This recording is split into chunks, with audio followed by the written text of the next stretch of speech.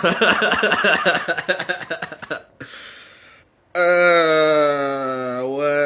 would it be like, bro? What would it be like? What would it be like? Um, I wanted to. Oh shit! I'm still listening to a book. I'm re-listening to Lightbringer by Pierce Brown. If you haven't read Pierce Brown's Red Rising saga, I fully recommend it, especially if you're into like Greek and Roman philosophy, Athenian, you know, themed philosophy. You know, um, I was already rereading it. It's an audiobook, but today um, a video came through or came up in my playlist um, that made me think of those books. There's a channel. Fuck, I forgot to look up the name. My bad, guy. There's a channel who I did put in my community section though, who does like modern interpretations of like Greek, Roman philosophy, things like that, in easy to understand language. I'm pretty sure he's using AI, but that's still intelligent. That's still smart to do because I don't think there's many people. I don't know. I'm not going to say that actually. There might be a fuckload of people doing that, but it's cool. It's a good way if you've already read, um, like Socrates, Socrates' defense, or Pliny's accounts, random philosophy and historical stuff. It's a good way to like kind of see if your interpretation of it kind of matches with a more modern interpretation. One of the things that I noticed while I was listening to Socrates' defense is that it's not a new idea, but that we are definitely living through cyclical ages. If you go check out that video, it's not that long. Just listen, and you'll see what I'm saying. Like, listen to Socrates defend himself. It felt like listening to myself defend myself for my views and for the things that I say on this channel and in life, because I'm just saying the shit that I say in my everyday life in front of a camera now. But it was very strange to hear that interpretation because he's speaking like we speak now. He's not meme speaking or anything like that, but he is. It's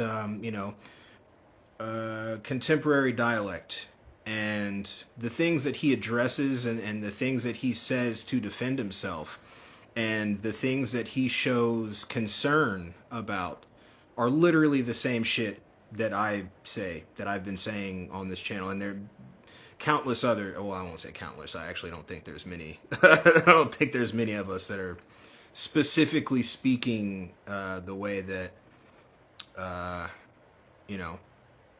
that the few of us are speaking. There's plenty of people talking about adrenochrome and fucking kids in cages and politics and gender stuff, all of the kind of busy work, but just kind of effortlessly practicing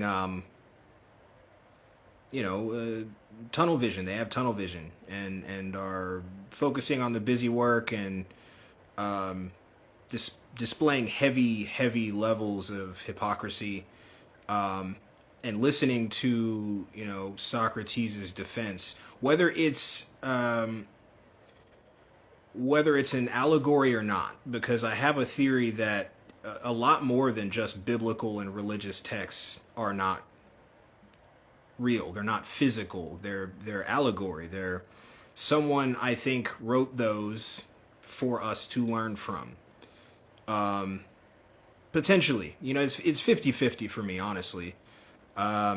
History has been so fucked with, as I've said many times before, that I honestly, with most shit, I'm like 50-50, unless I'm like, that didn't happen or that didn't exist, which there's plenty of stuff that didn't happen or didn't exist. But yeah, if you are interested in philosophy or even just like, frustrated with the current times that we live in, I would definitely recommend going and listening to that short video. I think it's maybe like 20, 30 minutes long, but it's Socrates defending himself in front of the Senate, I believe, or in front of some kind of court. I forget. They did stuff a tiny bit different than we do now.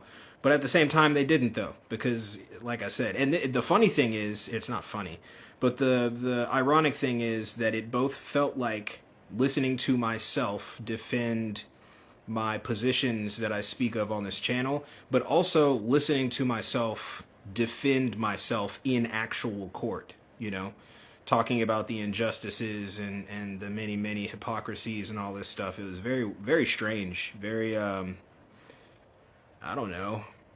I don't know how to describe it other than strange, because that's a very long time ago. If that is, if those are real events, if that was a real person and those are real events, that was a very long time ago. And it's like we haven't changed at all. You look around and see technology and all these things, and that gives you the illusion of things having changed, but we're still literally living in the Roman Empire right now. This is the Roman Empire. If I've done a couple of videos about that. I think Roman Empire is in the title somewhere, but I discussed that. The Roman Catholic Church, Vatican, Roman Empire.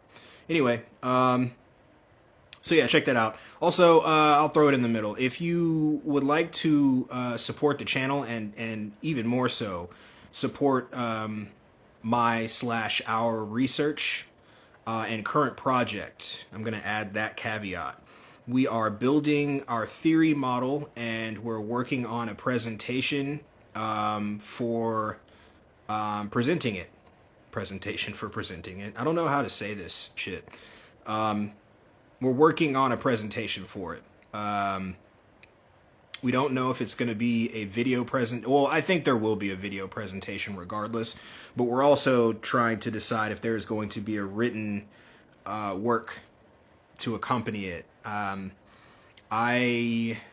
am a writer, but I write fiction, and this feels different to me. But I also have transcripts from many, many research documentation entries and all this other stuff, so I think we may do a written offering also. Anyway, if you would like to donate to contribute to that and help us get this theory out, the PayPal is in the description of this video. It's also in the description of the channel. This is really important to me, and also Infinity Corridors 108. But I think it's important just generally speaking, because currently, the main theories that are being presented to everybody for what this is, what this place is, why we're here, why things are the way they are, why they can feel like kind of torturous at times and unfair and so on and so on and so on. Our model does a really good job at, answering those questions that we have had in the past when people brought up their theories to us. I believe in stress testing. Infinity has come around to that also, really, really pushing the stress testing and asking questions to make sure that a theory makes sense. And this model answers questions that I haven't been able to answer in all the years of my life. So it's very, very exciting. It would be very, very appreciated if, if you have the means and if you feel like helping us to bring this to life, that would be awesome. Also, if you have any questions or concerns or contributions, if you want to participate somehow, whether it be like in interview on the channel or anonymous private interview or just a private interview, doesn't have to be anonymous, whatever. The email is gammaauobsidian, gammaauobsidian@gmail.com. Anyway, that was fucking long. My bad. So I started watching The Three Body Problem on Netflix yesterday, and everyone is talking about this fucking book series, and it is very interesting. It sounded interesting when I heard Quinn's Ideas talk about it. Matter of fact, shout out fucking Quinn's Ideas. That's a cool fucking channel. That dude is, he does good breakdowns of science fiction and horror novels. Really, really like his channel, and I might try to reach out to him to talk about, to maybe try to do something. But, as usual, the people I reach out to are on another fucking level than me, so we'll see what happens with that. But, it's a good show. It's a good interpretation. It's a good adaptation of the book, The Three Body Problem. I'm not going to try to name the author. He is Korean or Chinese. I think he's Chinese. But you won't have a problem finding it. It's very popular and has been awaited for a while. There are many themes that I notice, and it's kind of a strange feeling because it seems like it's like almost double speak with the interpretation. And by that, I don't mean that the author was necessarily doing that or even the showrunners necessarily, but that would be more likely Hollywood. But more so, I'm saying that though the book and, the interpretation that the adaptation is displaying are kind of shining a light on things that humans do or believe or behaviors that they have that are damaging or, counterproductive, counterprogressive. There's also things within it that you could almost say are, and still indoctrination-esque. But that view is definitely not going to be a popular view because most people accept space to be a proven model, to be a proven thing. And it's not. That's not a proven thing, It's just very, very, very insisted upon. It's hugely insisted upon by many, many, sources.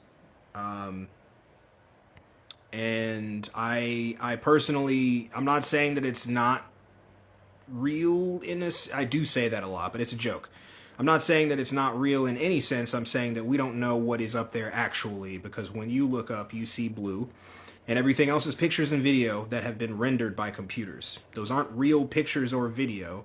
Sometimes you can find, I have a couple of videos of stars zoomed in on, and they do not look like what stars are said to look like. Same thing with planets. And so, that feels a little indoctrinating. But if you zoom out from that and don't just focus on the fact that it's about space and aliens and whatnot, there's lots of themes to this adaptation that are good for making you think. Very philosophical in a sense, but also very kind of like scientific and ontological. It's very, I don't know, it's very strange, but I recommend watching it. I think I might... I'm definitely going to rewatch it. Because there's specific things I'd like to touch on, but I just blasted through 7 episodes last night. So that's 7 hours, give or take, of stuff. And there were things that I found to be significant or profound that I am now blanking on. Probably from a fucking lack of sleep. So, I think I may, rewatch it and maybe touch on some stuff. It doesn't seem like people love it when I do reviews of things, even though that's not really what I'm doing. I go over the plot so that you can understand the things that I'm saying. I don't really see a different way to do that. But, it'll be the same thing. I'm not gonna, do a whole review of the show, but there are themes and there are parts of it where it's very, very... profound to me in any sense. Talks about higher dimensions. I think that's more valid than the space talk. There are a lot of assertions made for it. It's heavy on physics. I'll say that. In fact, a lot of the characters are physicists, and some of them, I won't say that. That's kind of giving shit away. A lot of the characters are physicists or some sort of mathematician or, science heavy. It's a very science heavy work of art. The books, obviously, reading the books might feel like reading the Bible to some people.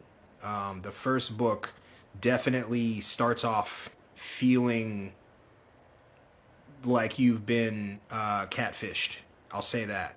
If you're not used to reading books that are vocabulary heavy or very, what's the word I'm looking for? Not just scientific, but like lots and lots of science jargon. Like there's lots of science terminology and vocabulary within the books. They dumb that down a good bit in the series, which I found to be actually comforting. I think a lot of people would probably get a little exhausted with all those fucking big physicist words. But yeah, I have a weird thing with physics. I think I've found myself kind of trying to disprove physics lately. And it's almost like trying to tell someone who believes in religion that their religion is not proven. It doesn't matter what you say because they have faith. And scientists hate it when you tell them that, but that is what you're doing. It's a religion. You have a science-based religion. Anyway, very, very cool show. And I just bought the second book. I didn't buy it. I used a credit. I used a credit on Audible. I think I got a double credit, which is pretty fucking sick, because I also bought the 3-book series of Area X, which is the Annihilation movie. It's that trilogy. Annihilation is based on that trilogy.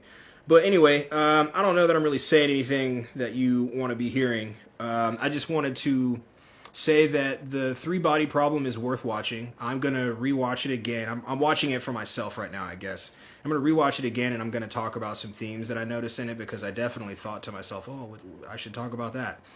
But that was in 7 hours of watching stuff. So now that's all gone. And Socrates, I wanted to also tell you to check out, check out, at the very least, look into Socrates' defense. He's defending himself with the risk of death, with the risk of, execution.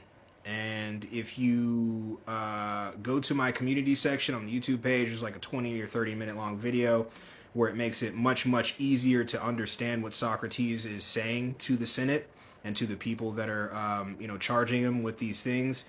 And it, like I said, it made me feel very weird, because it felt like me defending myself and the things that I say on my channel.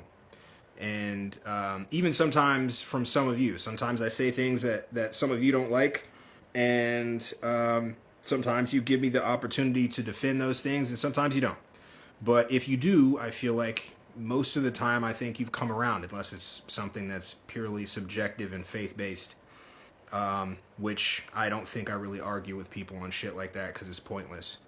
But that Socrates defense is kind of haunting, because he dies. So the fact that it made me think about myself was like, oh, am I going to die for talking like this? I do talk greasy sometimes, and I talk about shit that I shouldn't. By the way, there's 2 videos on the channel that are kind of like, not the end of a thing, but for a while I'm going to be working on this this theory. I'm going to be working on this theory, and so I'm not really going to be doing those types of documentation videos. And so if you are interested, there are 2 videos that are fairly recent. One of them is called Altered Carbon. It's talking about anthrobotics and smart dust, neurodust, things that do exist that people believe to be science fiction, but they are not. I go over lots and lots of documentation provided by academia. I read through and give descriptions of peer-reviewed studies. These are peer-reviewed studies that are telling you no, we've been working on this and it exists. And if you know anything about technology, we are given scraps. So what we have and know of is like 30, 40, or 50 years behind. So if you hear me speak about, smart dust or anthrobotics or any of these, like the black goo stuff, but not by that name, most people comment back like, oh, you're referencing movies or science fiction, but I'm not. Movies and science fiction are referencing life.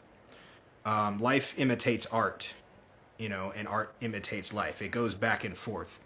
And there's another video, I can't remember what that one's called, but it's right after it, kind of. But it's talking about frequency, suggestibility frequency, and a lot of people talk about mind control right now and shit like that, and they kind of sound like conspiracy theorists, and they kind of are, because they're going along with the things that are perpetuated by kind of echo-ish chamber shit. But I watched a movie. The movie freaked me out, and I was like, I'm gonna go look this up so that I can clear my mind and be shown that this is not real, this is just a movie. And I went and looked up suggestibility frequency, and it is not fake. It's very real and has been worked on for a good, 40 years now? 50 years? And so, I very much would like for people to share those videos and get them out, because these things are used on us, and that's not really, that's not great. And the less people know about it, the more it can be used with impunity. If you are wondering what I mean, like, for instance, there's a company, I forgot which company it is, I think it's kind of all of them, but I think McDonald's is one of them, said that they're going to try to advertise, or they are going to advertise in your dreams. And so, that may sound like science fiction, the concept of having advertisements, broadcast into your dreams. You may not be able to understand that concept, but it's not a concept. They've been doing studies and experimentation into this for, like I said, a good 40 or 50 years. So the less people that know, the more capable that they can do this with impunity. So those videos are very important. And lastly, there's to me a more important or I don't know if I call it more important. There's an equally as important video. It's Is This the Dream 4 with my brother, and it is kind of the beginnings of us working on solidifying our deification school theory model.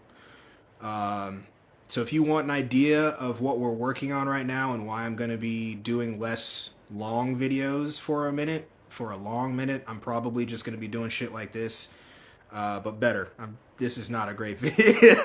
I'm just talking shit. This is not a great video, but the reason why I'm not doing the long form videos for a while is because I'm going to be working on this theory model. So essentially I'm working on a book, not a huge book, but it is going to be dense, because it's essentially trying to break down the concepts of a reality. And so, again, if you're interested in contributing to that, whether it be donation-wise, or if you have ideas, or if you have time to volunteer and help out or whatever, the email is gammaauobsidian, gammaauobsidian@gmail.com, and the PayPal is in the description. On the YouTube and on the YouTube video that this will be in. We very much appreciate it. We're very excited to present this. We've already gotten into some, like, not debates, but people, as soon as we talk about it, they want to ask questions and start to input their own stuff. And it's holding up. It's very weird, but it feels good. It feels a lot less like, not to say I ever felt hopeless, but, when you're wondering what this place is and what the purpose of it is, and people only want to give you positive stuff. They only want to give you things that make them feel good, but they can't answer questions when you have questions, to kind of test out what they're saying. That feels weird, It doesn't feel good for people to be like, oh, well, it's just this. And you're like, all right, well, then why are people sex slaves? And then they don't have an answer for that. That feels weird, because you're living in that reality. But this model that we have co-created is very positive. I'm surprised by that because I'm a huge pessimist. I'm sure y'all know that. I'm a huge fucking pessimist. But not like in a negative sense. I'm just a realist. If something is not logical or it is too like warm and fuzzy with no real foundation, I'll say that because I don't want to live in a fucking fallacy. I don't want to live in a wonder world. But this holds up, and it's very strange, but it is good news. It feels cool. Anyway, I'm not gonna fucking ramble anymore. This wasn't rambling. I don't know why I'm being so weird about this video. But check out the 3-body problem. If you read books, that trilogy is good. There's a 4th book, but it was written by somebody else. He did co-sign it though. But those are, it seems like they're good books. I'll let you know if I like the 2nd book. And the series on Netflix is good. They did a good job. And check out that Socrates video I laid out.